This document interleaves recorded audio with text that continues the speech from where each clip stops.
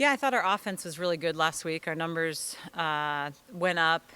We're just being a little bit cleaner. I think our defense still has to get better. We've spent a lot of time on that this week. Have had a really good week of practice. Nova upset St. John's, who was in a tie for first with Marquette. So that, Nova's coming off a pretty big win. They play Georgetown tonight.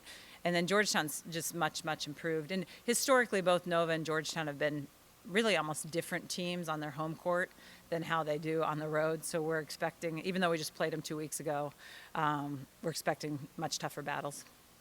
Questions? I mean, just off that point, you go into these gyms, and a lot of times any energy you get has to be stimulated from yourself. Has that been part of training at all this week? Is you get ready to go into these places, realizing that we're going to have to boost ourselves up and have the benefit of the crowd? Villanova usually draws decently, and that gym can get really loud. I don't know if they're doing a promotion. It kind of varies sometimes year to year there. Georgetown definitely sometimes can be quiet. But I think our team does a pretty good job navigating that. I don't think the issue is that as much as their team sometimes get more of a flow, and sometimes we get punched there, and we've got to be able to just stay calm. You can sometimes feel stress. I think our team's managing stress better in the last few weeks, so hopefully that'll be the case in case we get punched some this weekend. Nora finally being back playing all 6 positions. What does that do for you, and how great is that if it is just to see her back? It is great. That is accurate.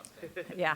I think we've said all along we played her conservatively. We wanted to make sure she was fully healed, before pushing her back in. And the good thing is she's felt great.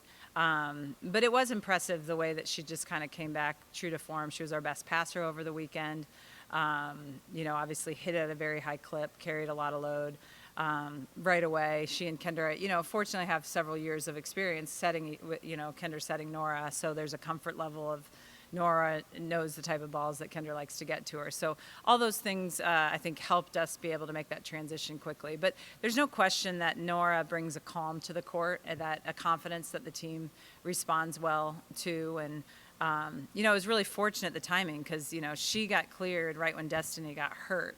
So, maybe that's the positive, some sort of silver lining to the way the injury bug has hit us. But, yeah, it's great to have her back out there, and she obviously played really well. Do you have a sneaking, do you have a question? Sorry. Go ahead.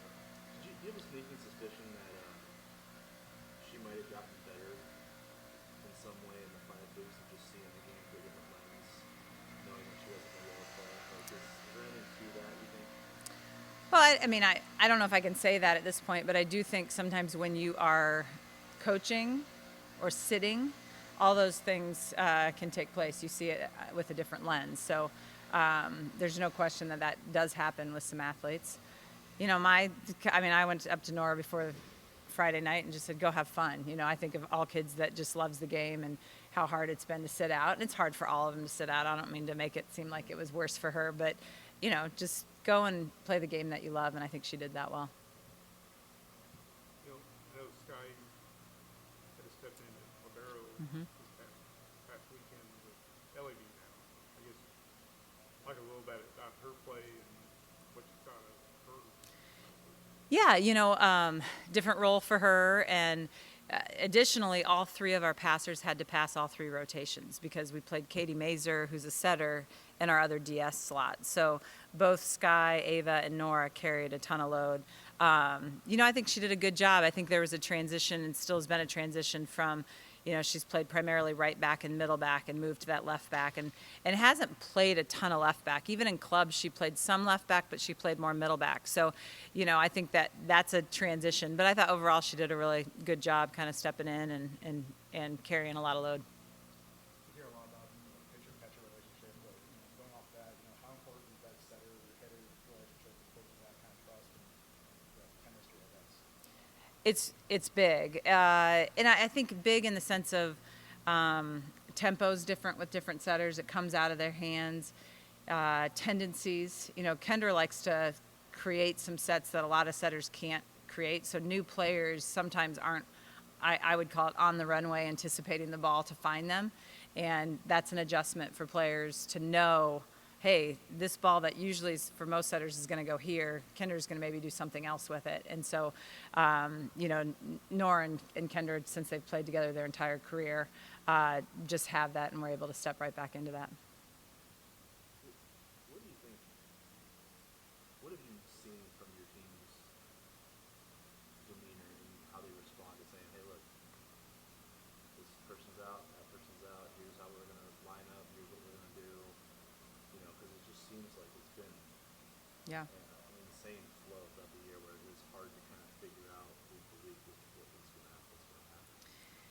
Well, first of all, they've responded really well. I think that they really do trust each other, and whoever gets called upon, they trust that. The challenge with that is, sometimes it's easier when you know your role. Like, even if it's not the role you want, you know your role. And the hard part now is, okay, so people came in, maybe they did a great job, so now where are we going to make some adjustments, or are we going to stay with that person? So I think that's the next challenge as players start to come back, as coaches figuring out what is our best lineup, now that we've gotten to see more players, which is definitely a luxury.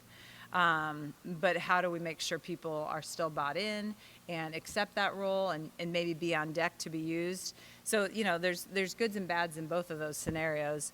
But that's the card that we've been dealt this year, and I think they've done a really good job of handling it, not feeling, I've never seen a reaction of like, oh my gosh, how are we going to survive? I mean, I do think last week when Ellie got hurt, and it was the fourth one in a couple days, there was like, what is going on? It wasn't like a panic of can't we not do that, we're not going to do well, but it was like, what's going on? Why are we having all these injuries? But I think they just trust each other, and it's interesting of all years. I mean, we talked about in Italy of how deep we were, and so I guess we're getting to use that this year more than most. It's been over a month since you've even played in a fourth set. Do you take any note of that, or is there something that you'd like to get back to with being in those fifth sets, or just that experience builds as you get closer to If we win set 1 and 2, I don't like to go to 4 or 5. I think that the takeaway with that is just, are we getting better at just being cleaner? And I think typical to most years, a lot of times you're a little bit up and down to start, and I felt even actually later in the year that we were a little bit up and down. I think we're starting to stabilize. But we'll be tested this weekend to see if that's the case, because, you can't play one great game and then, we did that actually against Providence. We played one great game, and even though we won the second game, we didn't play a good second game. So that's the challenge of really being great. Can you do it all the time? And that's what we're working to. So we'd like to win in 3 if we're winning. Hey, a couple weeks ago, you said one of your goals in the short term was to get better defensively.